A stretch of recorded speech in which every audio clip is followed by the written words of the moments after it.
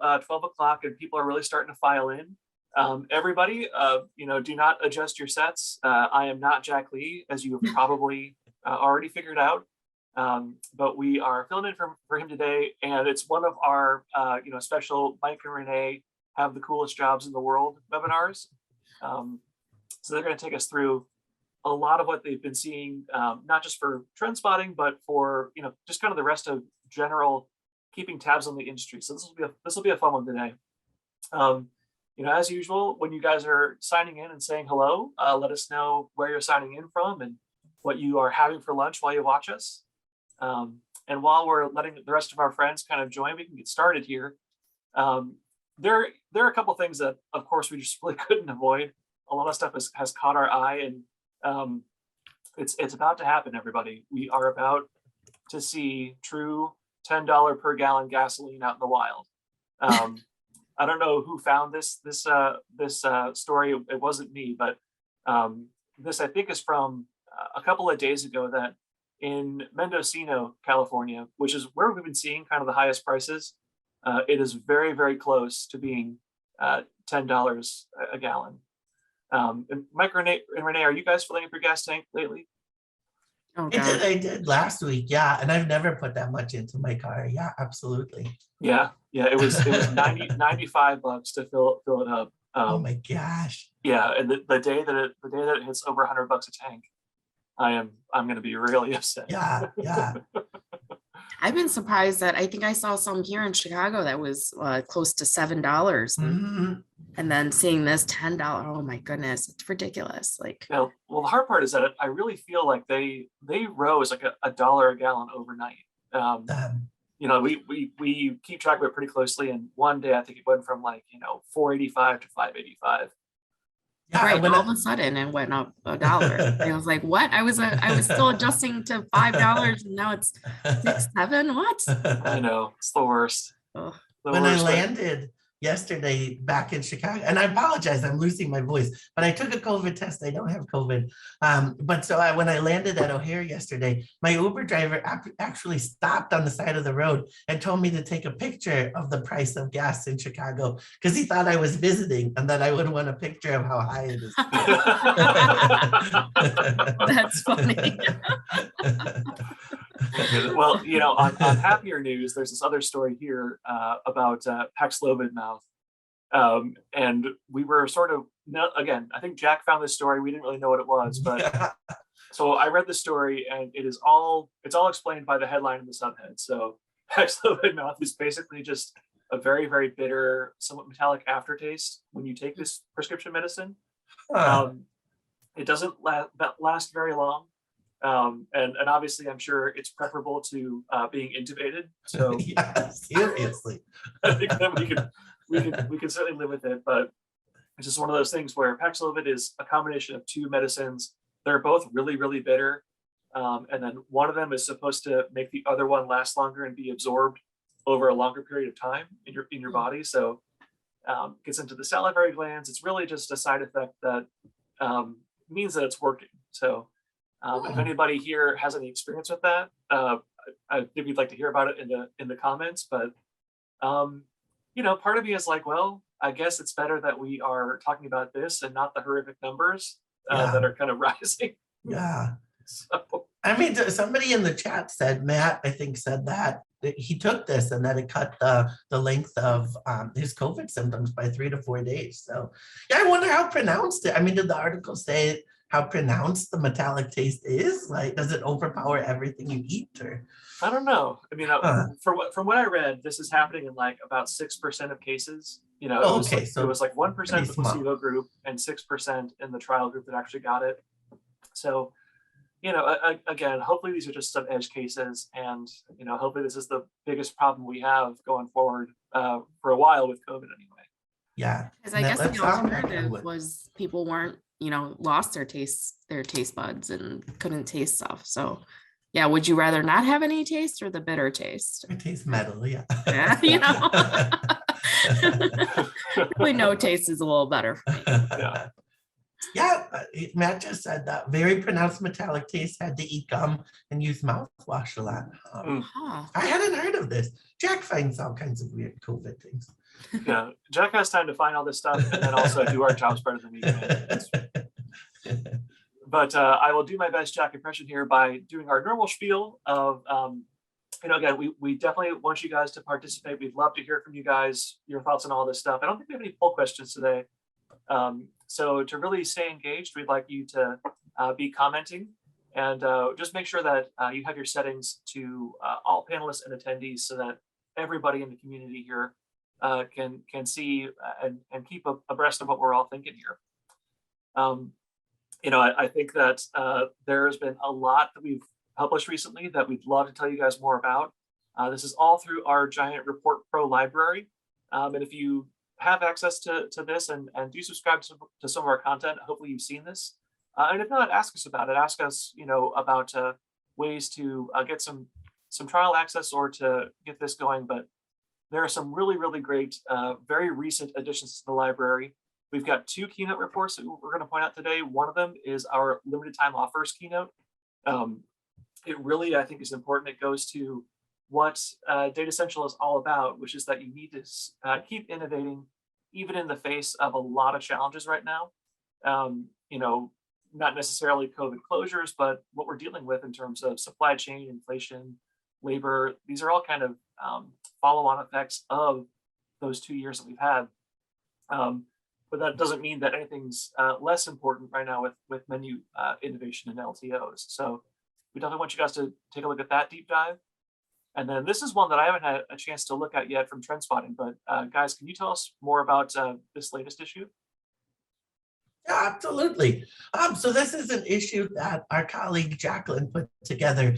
And I mean, it just dives into some of the latest diet trends. I think one of the most fascinating things in the issue is there's a long form article from one of our colleagues, Samantha, about just dieting and diet culture and specifically climatarian dieting and, how that's rising in consumers. And then Jacqueline put together this great timeline of dieting over the years and diet foods. And it really is interesting to go back to, some of the foods that were released in the 70s and 80s. It reminds you of things like Snackwells and when Snackwells was released and, Slim Fast and things like that. And then there's some, particular flavors and trends that we get into in the issue as well. And I do want to give a shout out too to Renee. You also posted, I think it came out in Report Pro after Jack put this together, but an international concepts issue on hotels that is also absolutely fascinating. There are some really interesting hospitality ideas and concepts that are showing up across the world that I think are just really inspirational. What are the 2 brands, the really weird brands that you wrote about? Very kooky brands. One is called Mama Shelter, and it's like very eclectic, very in your face, like mama this, mama that. And I mean, the thing, like some of the things I don't know that I would talk about on this one. I know Jack would, so maybe it's okay. Like on their site, it says that like you get all the movies for free, even X-rated ones.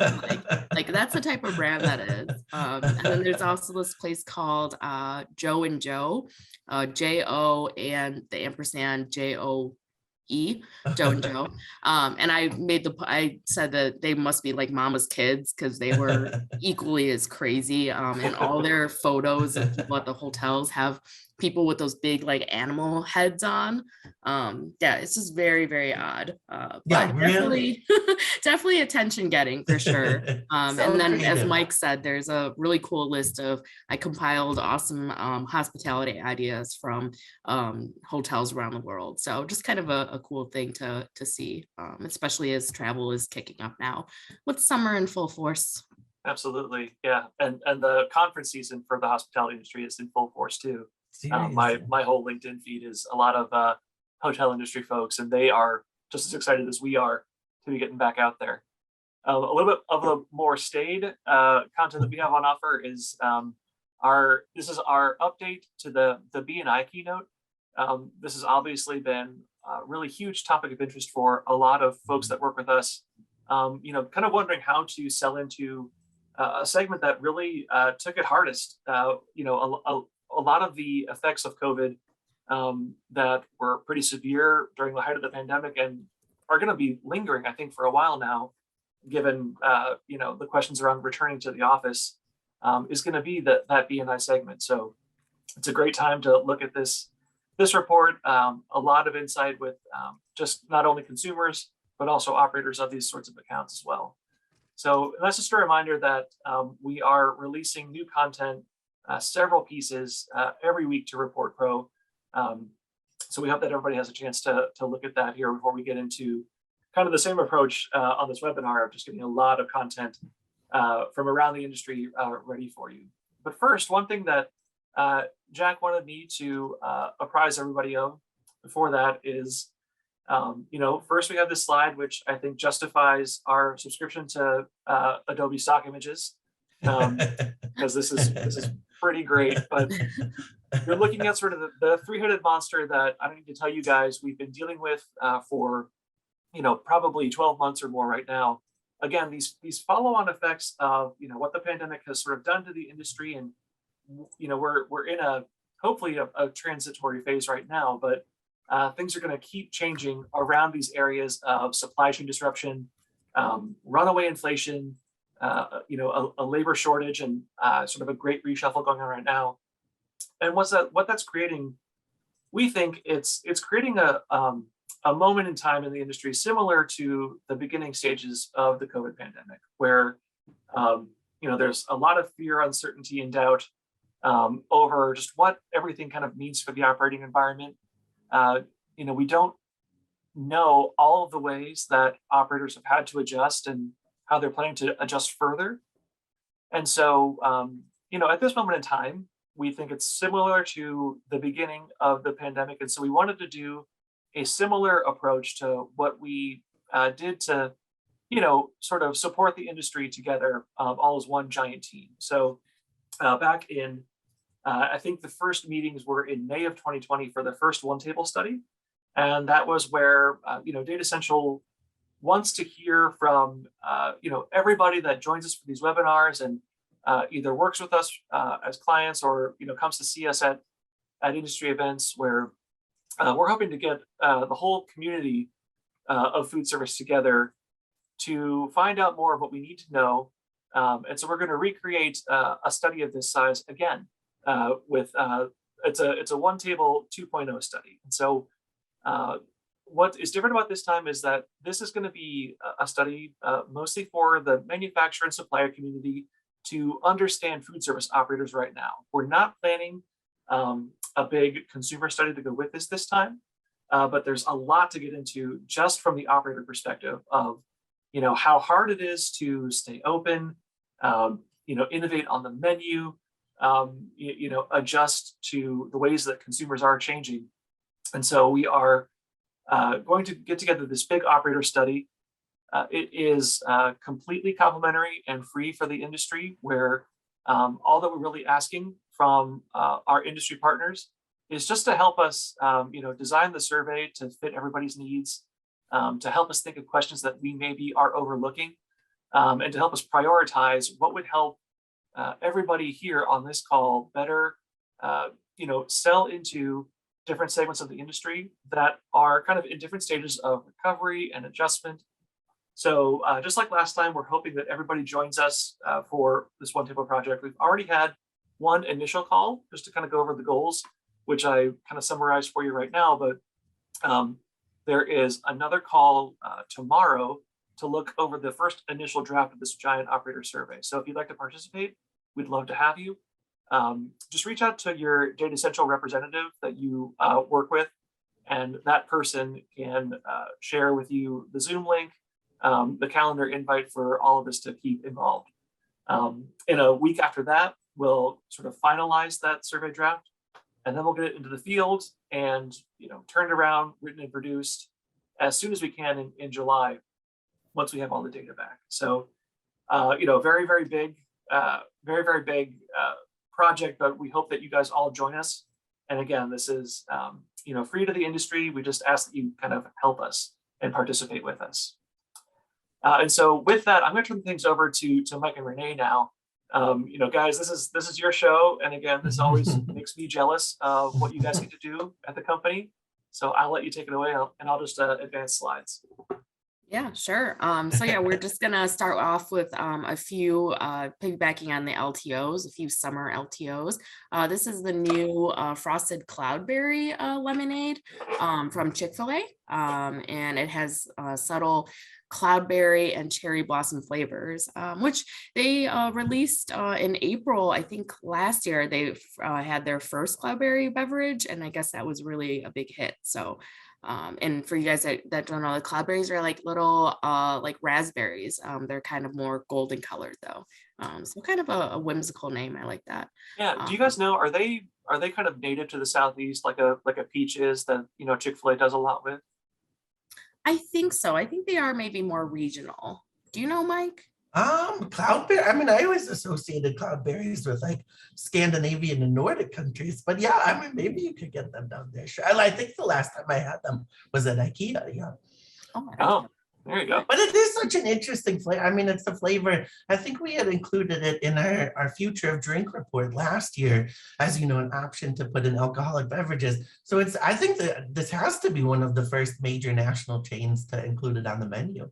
Mhm. Yeah, it's definitely not found too widely available. Mhm. So and then more on lemonade. I love this inspiration report that Claire had put together talking about lemonade, and just one of the good examples of how she, you know, kind of frames a lot of the flavors that she looks at. And it's not just lemonades, but lemonades, you know, being a flavor in something. So they have, you know, like lemonade cold brew, I think she's talked about lemonade donuts. On the right there, the far right, that's a lemonade dipped cone, which looks amazing from Wiener Schnitzel. And then you've also got a new LTO in the middle there, that's a Jolly Rancher watermelon lemonade. So this just makes me very very excited for the summer and some of these refreshing flavors.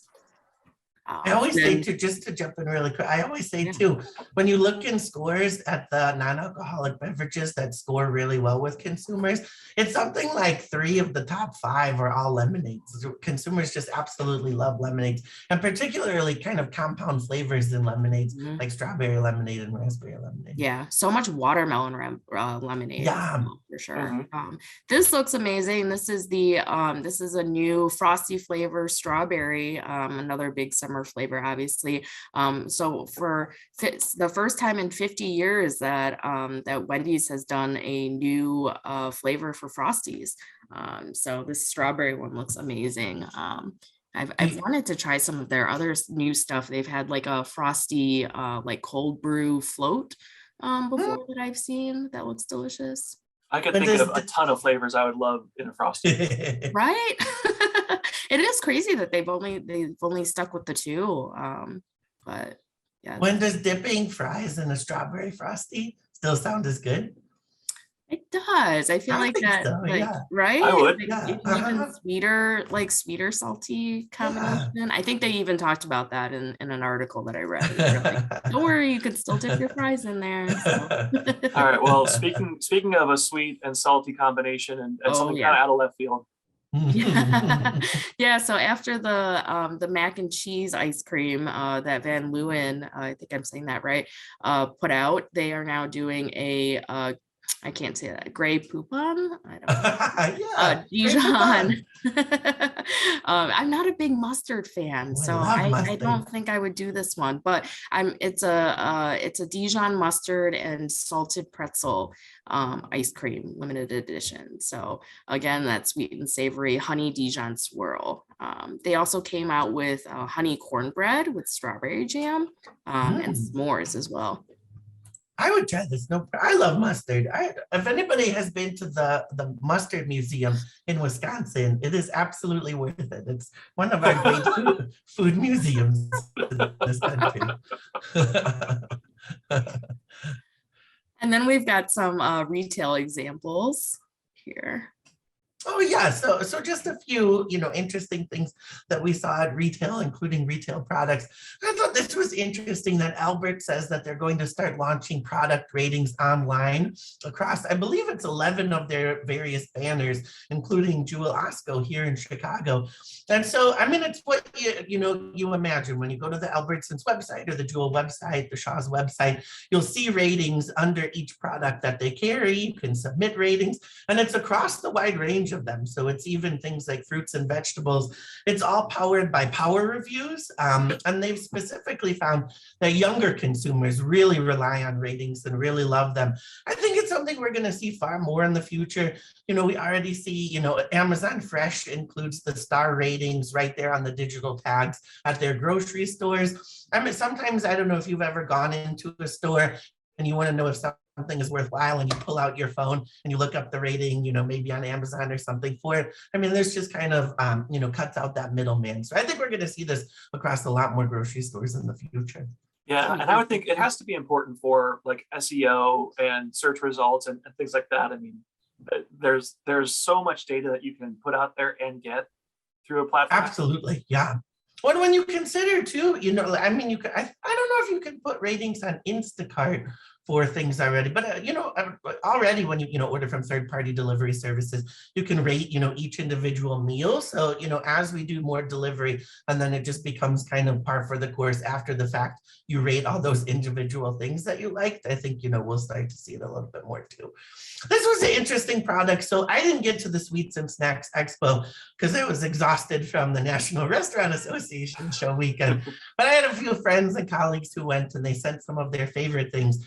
And somebody sent this, and they said it was really, really delicious. So these are chicken skin chips from Flock, but they're specifically branded from Hattie B's with the hot Nashville style, which of course is, what continues to be one of the, to use the terrible pun, hottest growing flavors on menus.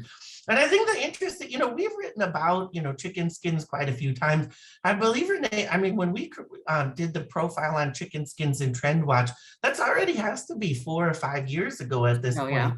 And we still haven't necessarily seen them really taken off.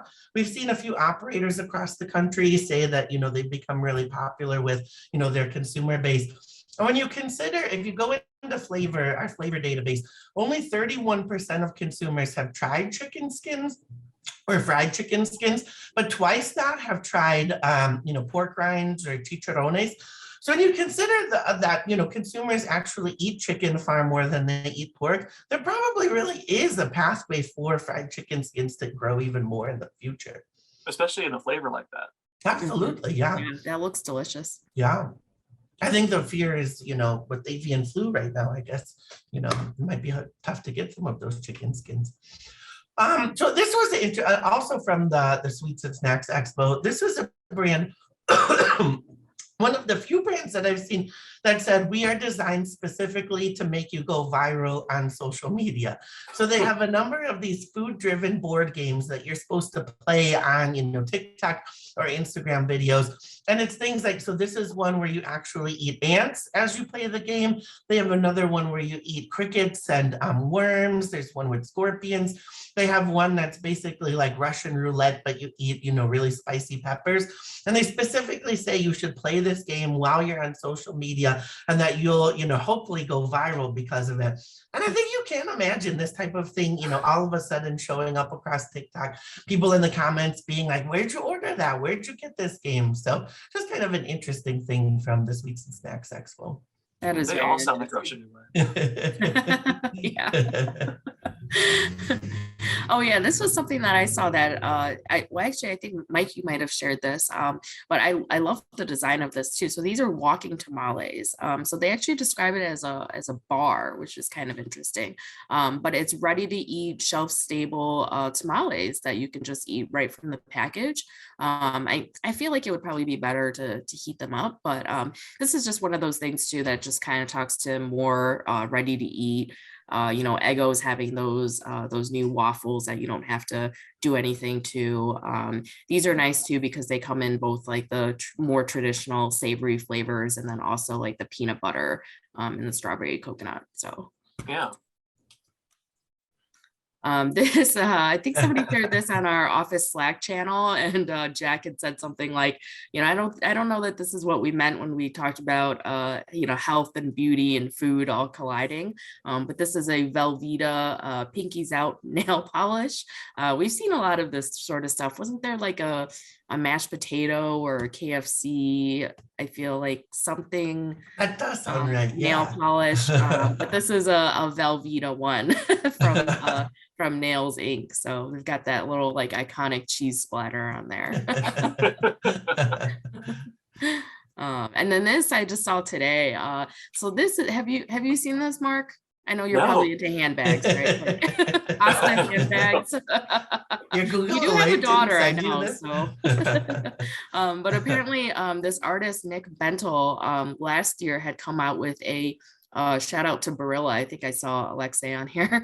He made a Barilla penne purse last year, and it sold out in like 5 minutes. And now, so this is his new rendition of a pasta bag. It's $200. It actually went on sale today, but sadly for everybody that I'm announcing it now because they already sold it out. Of course. So I have to find this by Christmas, don't I? Right. Oh, and this is, have you guys heard of the Mountain Dew Outpost? I saw a headline about it. Yeah, in Mountain City, Tennessee. So perfect for the naming there. But they are offering fans to go here and try 6 test flavors that have never been released. So including pickle, apple cinnamon, which doesn't sound that crazy, elderberry, which is I think I could use some of that for this cold that's manifesting right now. Huckleberry summer popsicle. So there's an experience where you can go out there and try these new flavors, which is very cool. And where is it? Mountain City, Tennessee. Oh, okay. So it really is like an outpost you have to travel to get to it. Yep. I could try and find it though, because we're taking a driving vacation to the Smoky Mountains next month. Should. Seriously. Yeah. I'll report back. Nice. Well, really, because have either of you tried the Flamin' Hot Cheetos variety of Mountain Dew yet? No, I haven't tried that, or like the hard Mountain Dew alcoholic beverage. Yeah. I haven't tried any of it yet.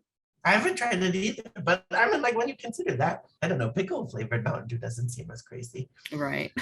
And speaking of spicy flavors, but sadly bad news in spicy flavors. So Hui Fong, who makes, sriracha, they make 3 products, but sriracha is probably their most well-known. You might have seen this in the news. There's a chili pepper shortage, and specifically a shortage of high-quality chili peppers that they use in sriracha. And so they announced that they're actually going to suspend sales of sriracha through September of this year. If you ordered sriracha anytime after April 19th, they're not going to be able to ship you any sriracha until after September. And so we've actually heard from restaurants already. There's a sushi restaurant in Kentucky who said they're actually going to stop giving away free sriracha. They're going to limit the amount of the spicy mayo that they serve in sushi. It's actually, they had announced this in April, but it's just kind of making the rounds in the media now. And it just, is another one of those things that, shortages keep impacting both our industry and consumers overall, whether it's, baby formula or spicy flavors, or we did a lot of research last week around the wheat shortages, really continue to impact the industry. And then some restaurant news. I think I started talking. Oh yeah, so this is something that I saw that. Sorry, I've got some cat hair on me. But this is this is just a stock image of walks. But apparently earlier this week, the LA City Council passed a motion that would ban gas appliances in new restaurants and residential construction. So, they're hoping it'll help with climate change, but a lot of implications for restaurants, especially Asian restaurants, specifically, I always talk about wok hay and the wok breath, if you've heard of it, from that's in this picture. My dad we owned a restaurant, and that was like the signature thing you cannot replicate with electric oven or stoves or anything like that. And then also for like Korean barbecue. So lots of places would be impacted by this. So just something newsy that I thought was worth mentioning, and just thinking about how that'll impact places in the future. Yeah, it's surprising that they didn't try to carve out exceptions for, some of these restaurants. You would have thought that maybe, new residential, they're not going to let you have a gas line, but they might have, at least provided some exceptions for the food service industry. For restaurants, yeah. Right. And I guess that it would be only for new places, but still would be pretty limiting, like in the future, so. Yeah, there were some interesting, both Slate.com and Vox.com did really good articles about the bans that already exist in some markets across the country. And I redid my kitchen last year, and I took that into consideration. Like, should I put in a gas stove? Thinking, Chicago in the future could be the type of city that would ban it. But right now, I would go induction if, I did, but induction is still really expensive. So, sure. But it is supposed to be not so great, for air quality just in your house as well. So supposedly, I don't know the science. So don't come at me in the comments. Don't at me. So we were talking about the hot chicken skin chips earlier. This is kind of a summary take on it. This is the Nashville Hot chicken ice cream sandwich from Swiss Chalet in Canada. So they've got that honey drizzle on the ice cream there. So just kind of that juxtaposition of the sweet and hot, sweet, hot, cold, all of that. I think this sounds good. I would. It does look good. Yeah, I would absolutely try this, but you can't get this delivered. Yeah, true. Yeah, sadly, and probably not from Canada, sadly. Yeah. Do you guys know what? Can anyone guess what this burger is, or what makes it special? You might have seen the commercials. I saw one yesterday. Okay. I was like, oh damn it, everyone's gonna know. Everyone in the comments. Yeah, immediately, just from the picture. Yeah. Because otherwise, I feel like if you hadn't seen, like, it looks like a pretty normal just burger. But I guess those commercials are out there.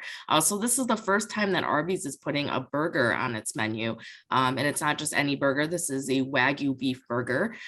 So they're saying it's the highest quality burger you'll get in fast food, with 52% Wagyu beef. And I like how the deep voice guy does. He's like, Wagyu, like, I don't know, the way that he says it. That's a great impression. Yes. I'm not going to try. It does look good. It looks like a really it looks burger. fantastic. Yeah. This is everyone's favorite mouse themed restaurant chain has done its first ever market wide remodel. So this is Chuck E. Cheese. I especially like the woman who's staring right at the camera there. But they've redid all their locations in South Florida, including a lot of tech upgrades. So interactive dance floor, 200-inch LED video wall, light up dance floor. And then also like seating for larger groups and charging stations as well. So an interesting little reboot there. This was a funny one. So this was, it comes from Reddit. And so there was a user on Reddit who had posted that it was his birthday and none of his family and none of his friends had called them. So he was feeling kind of depressed. So he decided to order himself a pizza from this Norbert's Pizza, Brooklyn. And he said, you can read it here in the instructions. It's my birthday and not even my family called me. I'm sad and I really like olives. Please put on as many black olives as you can. I want you to put on so many black olives that you start to question mine and your own sanity, as much as you can include without being fired. Thank you. And they did. They went crazy here. They put a crazy amount of olives on it. They included olives on the side. They, drew that little picture on the box. And I mean, it's a cute story, but I think it goes to show, if you really empower, your team members and your staff to kind of go that extra mile. I mean, this didn't take that much for the staff to do. It really does that little, piece of hospitality really can resonate with people. Well, you want to talk about your local store marketing budget, they really gave a little bit of food costs. Yeah. And, Right. And now look at how many people are talking about it. Yeah, this is odd. I mean, Mike and I notoriously hate olives, but if you like olives, this looks amazing. Oh, are you an olive hater as well, Mark? I hate olives, but I love olive oil. And Same. Agreed. Yeah. Yeah. They don't taste anything alike to me. At I my almost job didn't interview, we include talked about this. it. Yeah. It used to be a question in the interviews because we wouldn't hire Yes. you if you liked olives. No, Yep. no, it just, no. Obviously not. This is a funny one. So this is a restaurant called Mission. I think they have 2 locations in Scottsdale, Arizona. And you can see in the background there, they use the Himalayan sea salt to create some of the walls in the restaurant because it looks really cool. And, if you light it up behind it, it has this really cool glow.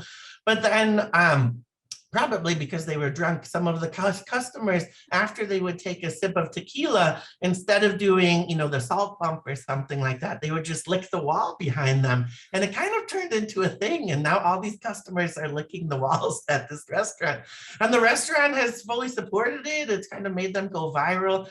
They say that salt, naturally has, sanitary properties to it, but they do wipe the walls down, every so often. So just a weird little thing. I don't know if this is something that I necessarily want to do, but I don't know if I had enough tequila, I wouldn't. Yeah. Well, now that COVID's over, I'll try it. Yeah, really. I always say we'll try most anything. So I Yeah. think you always say that, Mike. So I feel like you have to try to That's true. I'll bring my Pavloxin with me. And then this is a concept called the Pottery in Washington, D.C. Well, so they have a number of locations, but this is their latest opening in Washington, D.C. And I think, we've been talking about entertainment a lot and whether it's going to come back after COVID.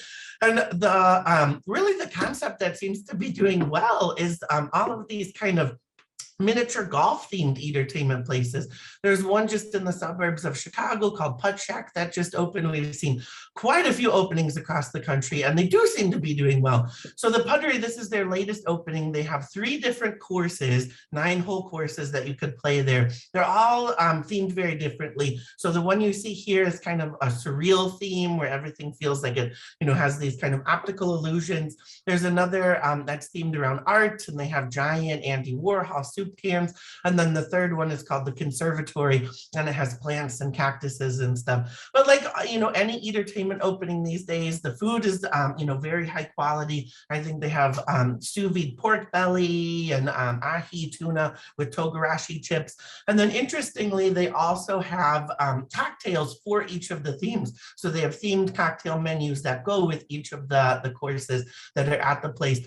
And I don't know if anybody saw the past few days, Target had just announced that they're going to start discounting a lot of their inventory because they had bought so much inventory thinking that outside of COVID, everybody would, come purchase everything. And instead, everybody wants to travel and, head out for experiences again. So I do think it makes sense that we're seeing a lot of these entertainment venues, start to open across the country again. Mm-hmm.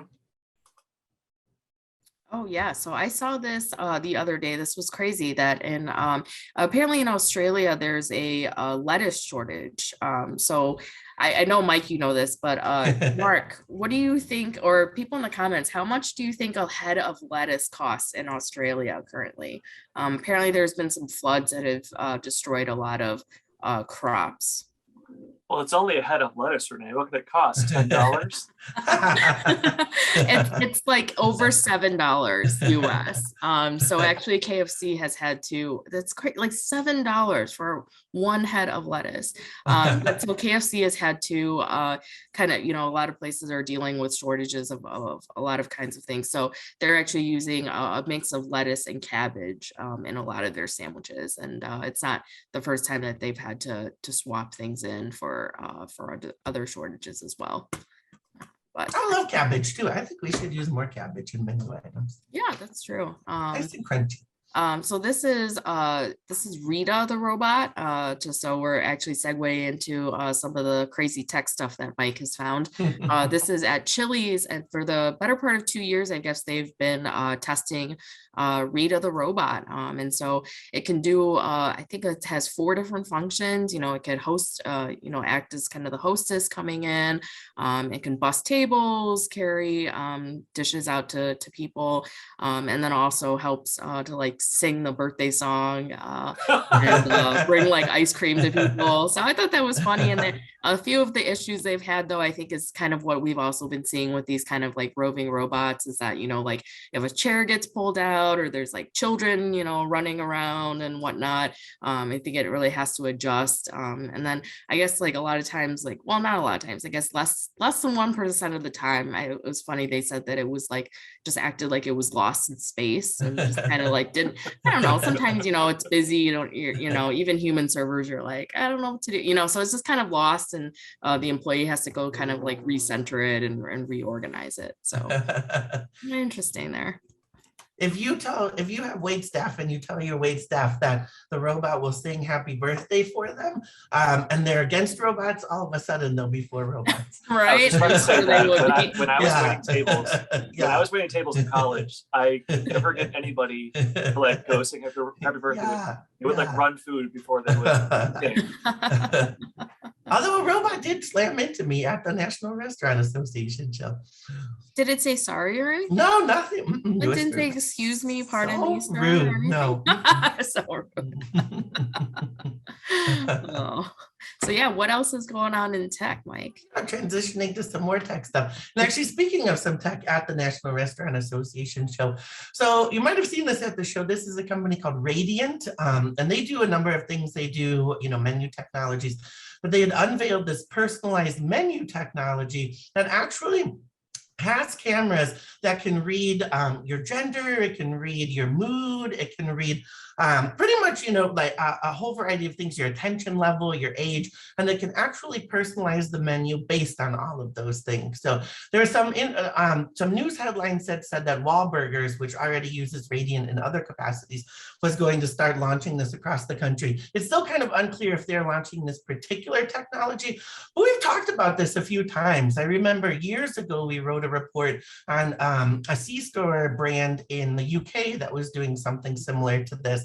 And then in our 2022 trends report, we talked about some of the personalized technologies that you'll start to see, at restaurants and retailers. So, I think some of these things that, I'm sure people in the comments are already talking about how this can get a little creepy. And, I think we do have to be very careful of them. But I do think it's possible in the future that, we will see some of these technologies that can see that you're sad and maybe they offer you, a mood boosting ice cream cone or something like that. Yeah, I would love that. I mean, or if it could tell that you're really in a rush, and sometimes when you're in a rush, I feel like more things happen that make, so it could just be like, oh, you're in a rush. Do you just want these 5 things? And be like, yes. And then run out the door, So I could see it being very convenient for sure. Well, the next generation is that if it sees that I'm sad, it gives me a bit of a discount on really? Like you're having a bad day. Here's $1 off a milkshake, Mark. If you have RBF, you get $1 off every time. Yeah, you could probably trick the system pretty easily. And this is kind of just a fun technology, but so this is Heineken. They unveiled this. It's called the Closer. And it's a tech-enabled bottle opener. And basically, every time that you open a beer with this particular bottle opener, it shuts off all your work apps. So it's specifically designed to, get you away from your work computer and to actually relax. They unveiled it with Billy Eichner. They kind of did this Apple-style, tech unveiling of it.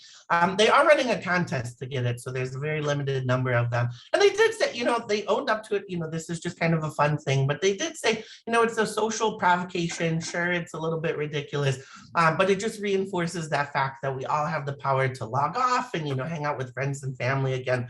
And actually the next slide here is another brand that's also kind of, really talking about this idea that we need to get away from work and our computers.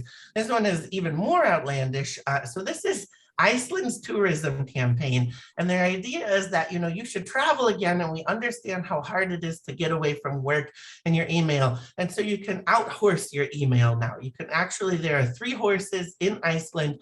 You can choose which horse you want, and you can do an out-of-office email. And instead, that horse will answer your emails for you. So they actually have these giant keyboards, and the horses trot on it, and it automatically replies to any of your emails.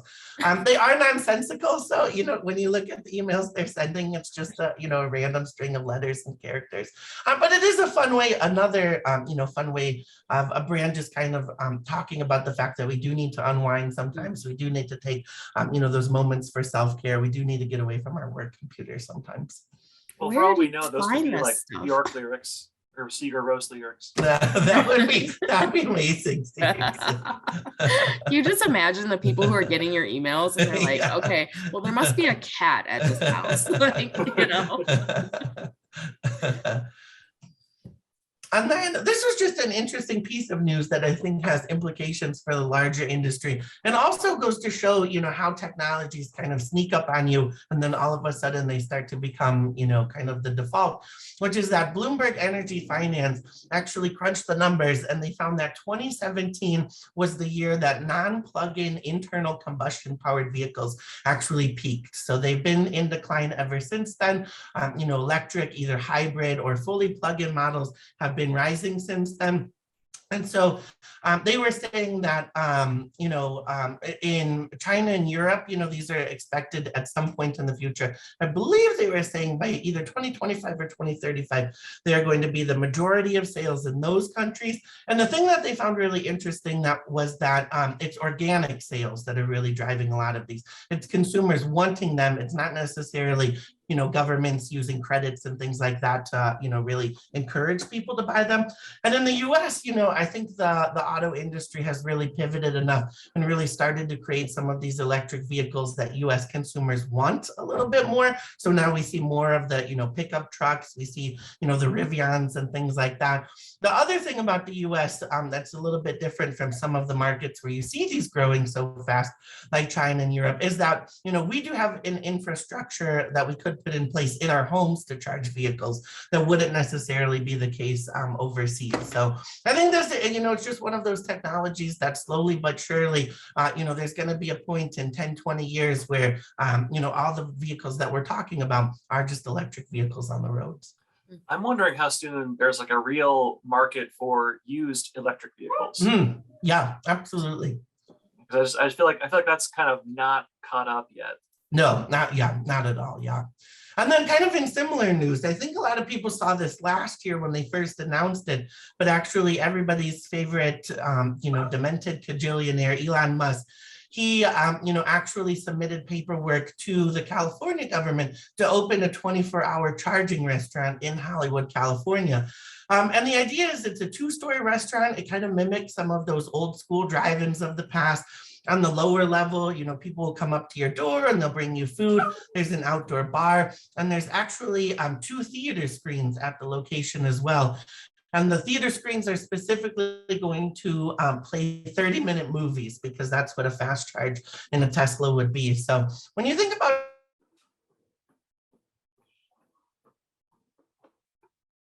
to be in place in the future as we do move to an electric vehicle, it does have implications for hospitality and C-stores, absolutely, but even just the types of restaurants that we see on the sides of the road. It's very interesting. That makes sense too. Yeah. So they don't have to just sit there and wait for the charge. Yeah. And this, I don't know if you could press play and if we can see, it going. This came from Fast Company magazine. So there's a company called Agro Design that was thinking through what the metaverse could actually look like in the future. And they really dove deep into the idea that the metaverse is basically going to be that interplay between our physical reality and our digital reality. If you were at the UMass Chefs Conference this weekend, you might have heard Maeve Webster give a talk, and one of the things she talked about was that, which is this, merging of physical and digital reality, which she actually called phygital reality, which is a term that I hadn't heard before. But to them, really the idea of the metaverse in the future would be, we already have so many screens around us, whether it's, screens in our houses or screens that we sit in front of, at a restaurant to order our food, or through our smartphone. But instead in the future, we wouldn't necessarily have to, use physical screens. We would just wear augmented reality glasses and the screens would kind of auto-populate in the world. And, the great part about that is one, the cost of it, and then two, it could be obviously personalized to you. So the examples that they used were here, maybe you go into the office and you actually see, kind of these screens floating in the air using your augmented reality glasses that show you if conference rooms are open or closed, or maybe it specifically guides you to the conference room where your next meeting is. They were talking about at Starbucks, you could have various layers of these. So maybe you walk in and there's a layer of these types of floating screens in your augmented reality glasses that you order from, but then after you've ordered, you could do a different layer, and maybe there's a Target pop-up shop inside that Starbucks, and you can actually, order, various things from Target. The most interesting example was you could be at home sorting the laundry, and all of the laundry would actually be labeled, within your glasses with who owns that particular piece of clothing, so you could sort it for your family members. So I encourage people to look it up. It's a company called Agro Design, and it's kind of their idea of what the metaverse could look like. And I think it's kind of compelling, actually. That could get me to believe more in the metaverse. Right, yeah. It's not like the really kooky, we're all gonna live like in Second Life type of stuff that you usually see. And then here's some healthy and functional foods that, were just on our radar. I can't take credit for this. This came from my colleague, Marie Moldy, who presented this at the conference this weekend. But it's a brand, some people might have been there before, called Frankie Joes in Seattle. They do, they always have a line out the door. They do some, really wacky flavors every month. But these are some functional flavors that they did, I believe, in February of this year. And they're really interesting because they're functional, but it's functions that you don't normally see. So the top one there is a spiritual strawberry ice cream that uses mood boosting moon juice spirit dust. And then the one under that is this pistachio ice cream, which I don't think I've ever seen this before. It's said to enhance the vividness and recall of your dreams. So I don't think I've ever seen a brand offer up, a menu item that is specifically designed to enhance the vividness of your dreams before. So just really interesting menu item. Yeah, and apparently pistachio has a lot of melatonin in it already, which I didn't know. No, that's very interesting. Yeah. Huh. And then this is another functional food brand called the Functional Chocolate Company. I believe they were at the Sweets and Snacks Expo this weekend. One, I think the branding is so well done. They really did a great job with the illustrations and the colors here. But again, you see a number of chocolate bars specifically designed for functions that we don't necessarily see, really spoken to in the industry. So they have one that's specifically designed for libido. If you have a low libido, there's a specific chocolate bar. For that, there's one that's specifically designed for menopause.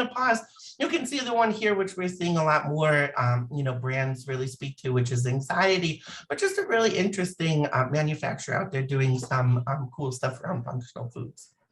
I mean, I tried this already. You did?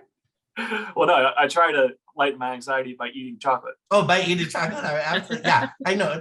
I wonder if there even is any ingredient outside of chocolate in the anxiety bar. Yeah. Hi, Luke.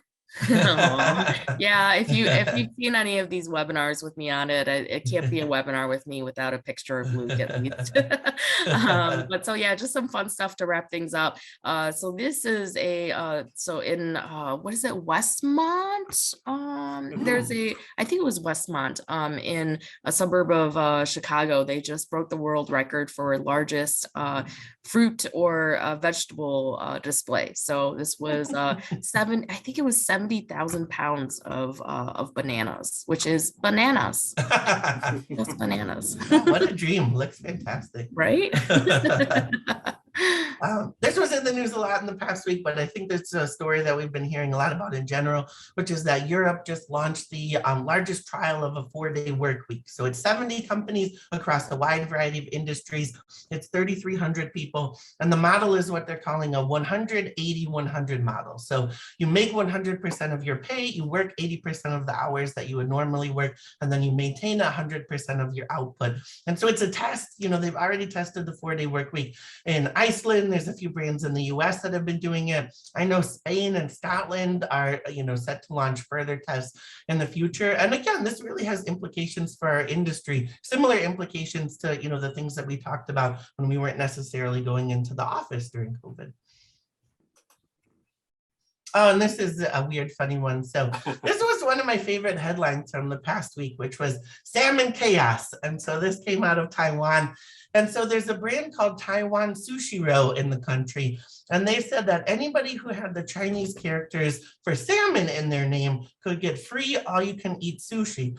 And in Taiwan, they allow you to change your name up to 3 times. And so you had all these consumers in Taiwan changing their name the one time to something that included salmon in it so that they could get the free all-you-can-eat sushi. And apparently it caused giant headaches for the government. And they said, stop changing your name to salmon. It's causing all this unnecessary paperwork. We don't want to see it anymore. So just a weird, funny little You thing. guys can call me Salmon forever. Oh, you can eat sushi. I would do that in a heartbeat.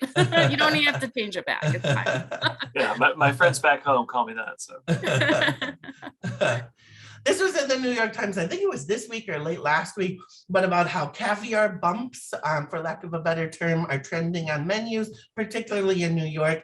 And so it's basically that literal bump of caviar that you see on your hand there, that you would eat as a luxurious experience at some of the nightclubs in New York. Seems to be $20 for one bump, seems to be kind of the going rate for them. And they said the reason for this is because we have a lot more access to some of the farmed caviar varieties that are a little bit cheaper and kind of make this a little bit more of an option for some consumers.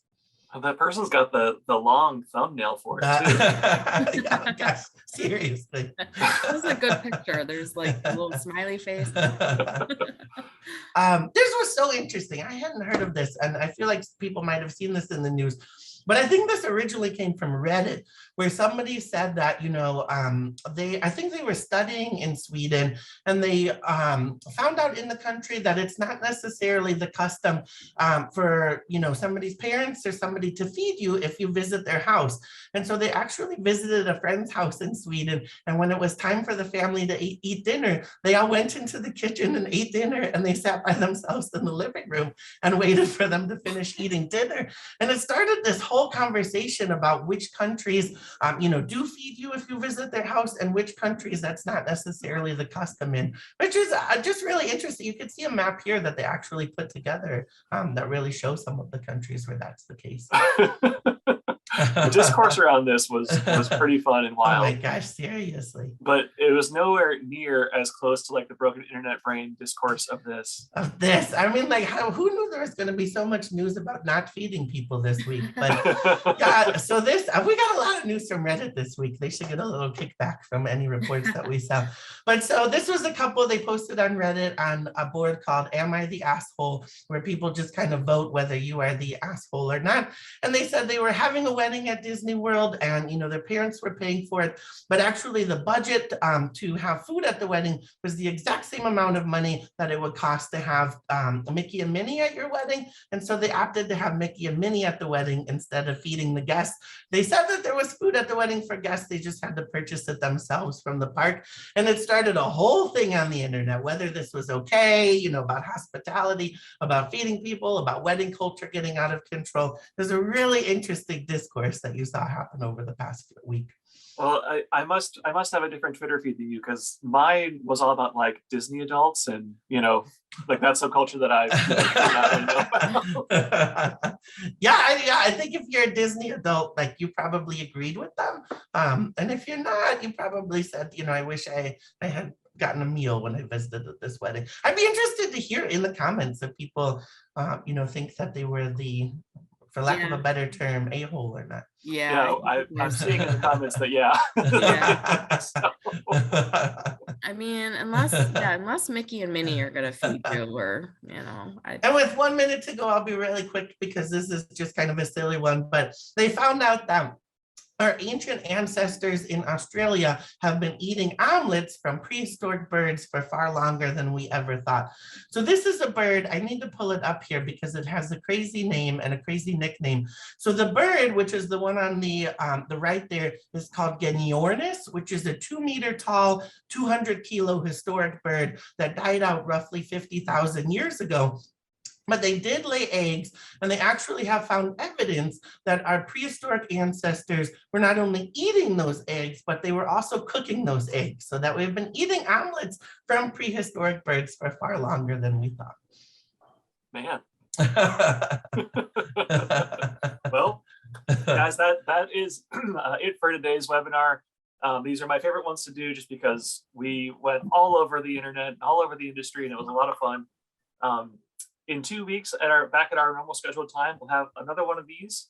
And I am pretty sure that Jack will be back for that. So if that's the reason why you tune in, be sure not to miss the webinar in 2 weeks as well. And as always, you can feel free to reach out to all of us and your Datassential rep at this email address. And don't forget, we'd like to see you guys participate in One Table. So reach out if you'd like to join us on that call tomorrow, and again a week after that.